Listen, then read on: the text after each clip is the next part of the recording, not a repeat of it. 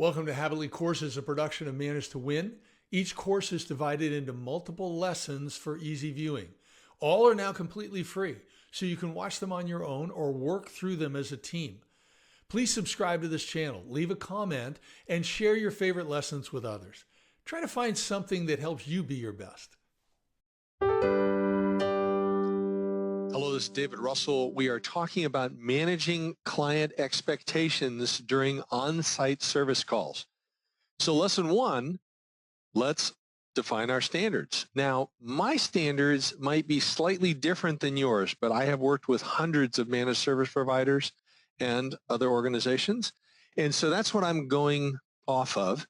And let's start by thinking about, okay, what are my company's expectations from me as I go on site at this client's operation and I represent my company? Well, first of all, they want me to know what I'm talking about. So what's happened in the past with this client? Look at the notes, look at my PSA. Let me understand what level of service they have with our organization. Are they platinum? Are they paying big bucks? Are they gold? Are they pot metal? Well, obviously we don't have pot metal, but basic, are they just hourly? Whatever it is. So I need to be aware of this. Also, what about the key decision makers there and their typical behaviors? Are these really friendly people? Are these really mean people? Do they have a few wild cards in there?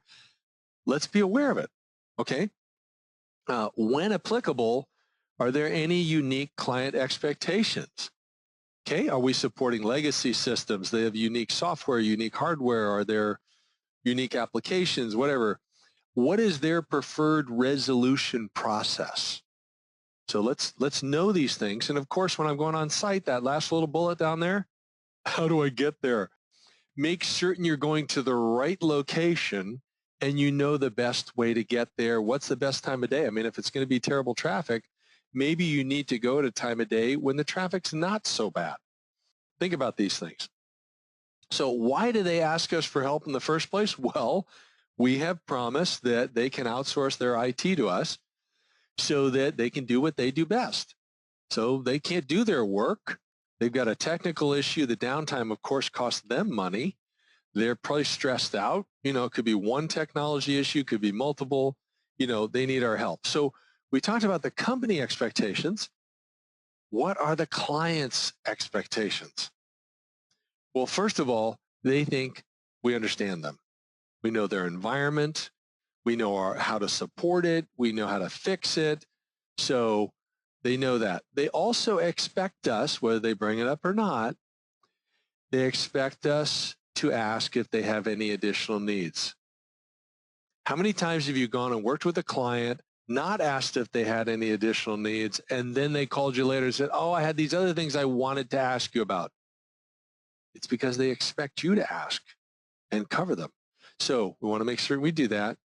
We're going to confirm the work process and the expected time frame and how you will be communicating with them. How often, via email, via phone, text, whatever it is.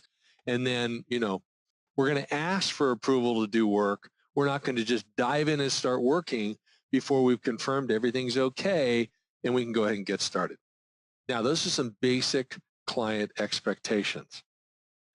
Let me flip it and talk to you about 10 not commandments. These are things we do not do. Thou shalt not, like Gandalf in Lord of the Rings, thou shalt not pass to the Balrog. Okay? Moses brought down the commandments from the mountain of these are the things you do.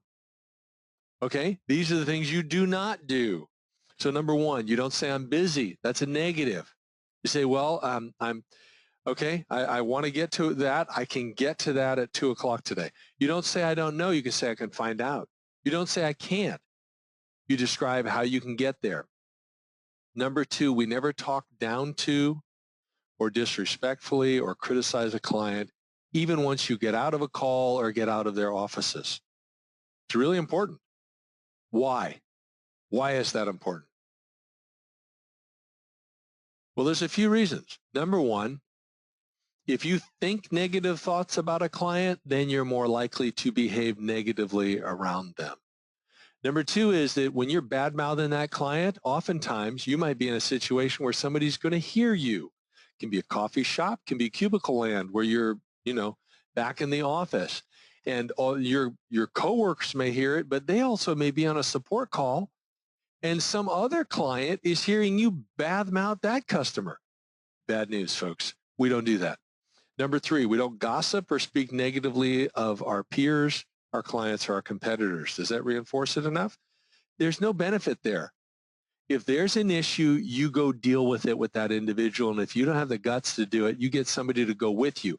You don't badmouth somebody behind their backs, and you don't badmouth somebody for someone else to then take that information to the person. You need to work it out with the person. That is a basic professional skill. Number 4, you don't argue, you don't raise your voice or interrupt a client. I've been on a customer service call where somebody constantly interrupted me. I couldn't believe it. Who do they think they are? I canceled the service. Anyway, number 5, we don't use profanity or inappropriate language or jokes on the job. Well, some of you might say, well, why not? The boss does. The client does. Why can't I use that type of language or tell those type of jokes if they are? Very simple. Other people are going to hold you to a higher standard than the standards they hold themselves to. And in most organizations, this creates an opportunity for you to slip up, make a mistake, and potentially have disciplinary action and or get fired. Don't do it. It's not good. Number 6, be dishonest. That should be simple enough for you to understand. If you have a problem with honesty, then don't share as much information. Don't stretch the truth. Keep it simple. Okay? Number 7, forget a promise that you make. If you commit to be back in 2 hours, you are back within 2 hours or less. If you commit to document your tickets as you go, you do it. Okay? Number 8, violate common business etiquette, including dress and odors. I'm going to be candid. I don't mean to be a shock jock here, but let me be candid with you. No one wants to see your butt crack when you bend over. All right? So you figure out how to keep your pants high enough where that's not an issue. All right? If you've got a great body, whether you're a male or a female, tight-fitting clothes is inappropriate. Understand your dress code. Okay? Whatever it may be, you got to live by it. Everybody has to live by it. All right? And once again, people will hold you to a different standard than they hold themselves to. Number 9, fail to notify a client when you're running late for a meeting. Now, that does not mean you call them at the time of the meeting or 5 minutes past, say, sorry, I'm running late. No. You contact them at least 15 minutes in advance, at least, and say, looks like I'm running late. Is it okay if we start at this other time? And if you can't contact them, have somebody else do it. And number 10, you're going to be on site. Office politics may come up that are the client's office politics. By the way, you don't get involved in office politics in your office either, but you never get involved in a client's office politics situation. You don't take time to listen. Just say, I need to focus on my work. I'm really sorry. But I do encourage you to talk to so-and-so, whatever, but don't get involved. Now, these are things you never do. Let me take it a step further. These are the 10, you did what? Commandments. This is when you get fired when you cross this line. Number 1, flirt with any employee of a client. So a client of mine told me a story. He had an employee. During a team meeting, this employee shared that he was a swinger. I have to admit, I was in my mid-50s and I did not know what that was. Yeah, that'll make some of you laugh. A swinger, for those of you who might be as naive as me, is someone who is married, but they have an agreement that they can have sex with other people. So that's a swinger. Sometimes they do it together. Sometimes they do it alone. Anyway, this guy shared that. My client said, hey, if that's your deal, that's your business, but you don't bring it into the office. It's not part of our work environment anymore. Well, anyway, my buddy here, he got a call on a Saturday morning from one of his workers who said, hey, so-and-so wants to talk to you, one of our clients. And my friend said, well, what do you mean? He doesn't normally call me on a Saturday. What's going on? Guys, his employee said, I don't know. He just said he wants to talk to you. Okay, put him through. So they talked for a little bit, nothing important. And my friend said, well, you don't normally call me on a Saturday morning, so what's going on? This doesn't sound like the real reason. And the client said, well, to be candid with you, that tech you had out on site with us yesterday. And he said, yeah. Did he do the work okay? Yeah, the work was fine. But he was flirting with my two 19-year-old receptionists. And then before he left, he said, hey, why don't you girls come over to my place? We can drink and have a good time. And my wife's 8 months pregnant. She'll be asleep. She won't mind. And, we can have some fun. And I don't want that type of interaction going on in my workplace, particularly with my young ladies there who are underage to be drinking. And my friend was livid. And he said, you won't have to worry about that ever happening again. Thank you so much for contacting me right away and making me aware of the situation. I will take care of it. He immediately fired the employee, and you will be too if you ever do something like that. So we don't flirt with employees of clients. Number 2, view pornography or inappropriate material on a client's system, particularly if you're billing them, but even if you're not billing them. That's not where you do that type of thing. Quite frankly, you don't do it on your company systems either. You want to do that type of thing, you do it on your own time. Okay? Remember, these are the you did what? And you lose your job. Number 3, fall asleep on the job. Hey, I have customers who said they had a tech fall asleep in the lunchroom of a client, snoring loudly, and then bill the client for the time. Then another guy had a tech that parked his car close enough to the entrance where a lot of the client's employees saw him and recognized him. He was asleep in the car, and then he billed the client for the time. Immediate dismissal. Number 4, directly or indirectly threaten a client or coworker. Who do you think you are? No. If you got an issue where you want to threaten somebody, you need to deal with that positively. Maybe you need some help, okay? But we don't threaten anybody. Number 5, do personal email or web surfing on billable time. Now, if you have permission that it's okay during a break, whether on your company computer or on another system, to do that type of activity while on a break, that may be okay, but never on billable time. Number 6, as before in my not list, behave dishonestly. If I can't trust you, why am I going to work with you? If you have an issue with telling the truth, you need to deal with that. Those are bad habits. And many times they're caused because you either want to manipulate people or you're afraid of the response if you are truthful. Whatever the issue is, you got to figure out what your issue is with telling the truth, and then you got to learn some better habits. In the meantime, say less. Number 7, do anything reckless or illegal on the job. What do I mean by that? Well, driving 95 miles an hour down the interstate in the company van that says XYZ managed services is not going to be something that's going to enable you to keep your job, even if you're late. Number 8, share an inappropriate amount of personal information with a client. You should know where to draw the line. Number 9, share company confidential information with anyone. Confidential means no one. Number 10, be at work under the influence of any type of alcohol or drugs. If you have an issue, talk to your boss, go get some help. Okay? You need to get help fast, but don't come to the office this way. It's not going to work out as a positive for your career. Let me close with 3 simple rules that can be standards within your organization. You probably already have things like these. Office basics. Equipment is well maintained and operating properly. Whatever you use, computers, laptops, whatever.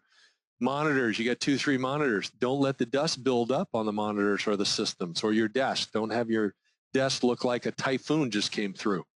Okay? Don't have 3 half-drinking cups of coffee, 2 empty cans of Coca-Cola, and some half-eaten food on your desk. Come on, this is a professional environment, all right? So no distractions in the work area. That means you got 2 or 3 monitors. You're not watching the news or the stocks or soap operas on one TV while you do work. I have had 2 different instances. I I had mentioned one in another course, but I have had two actually.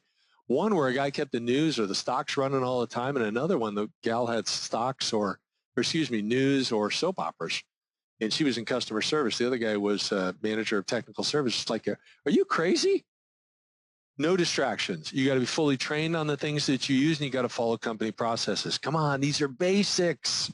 All right. Number two, you've got to talk with a client. You got to learn things, but then before you start work, you need to know who's being affected, what part of their business is impacted, when the response is needed, where in their organization the response is needed. Might be multiple locations, right?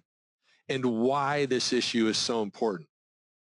Now, I'm not saying that you ask foolish questions or irritating questions. So if you get a call and somebody says, hey, this is the accounting department, we got to print payroll checks in an hour, and the printer's not working, you know why the issue is important. You don't have to ask, all right? So, but you need to know, why is this important? And rule number 3, the non-negotiables. You complete work on schedule. You make a commitment to be done in 2 hours. You are done in 2 hours or earlier. Or you let them know, hey, something came up that's unexpected, going to take longer. And you don't call them at 2 hours or 5 minutes past 2 hours to tell them that. You let them know in advance. You never say some work is done before you've tested it. Just because you followed process doesn't mean it's going to work. You have to test it. We don't want rework. That's costly. You're documenting work properly in the PSA, which means you're documenting as you go. We talk more about this later. And last but not least, remember we're talking soft skills here. Every word you speak, every action you take is consistent with your company values, your mission, and your vision. And if you have them, you're always never standards. Things that you have committed you will never do, and instead things that you will do all the time, the always standards. So this is some standards for how we do business on site to represent our company well. I hope you consider some real life scenarios that have happened in the past or are happening currently. Ask yourself these 5 questions on this slide here. Make certain you're ready, and then take the exam, pass the exam, and then move on to lesson 2.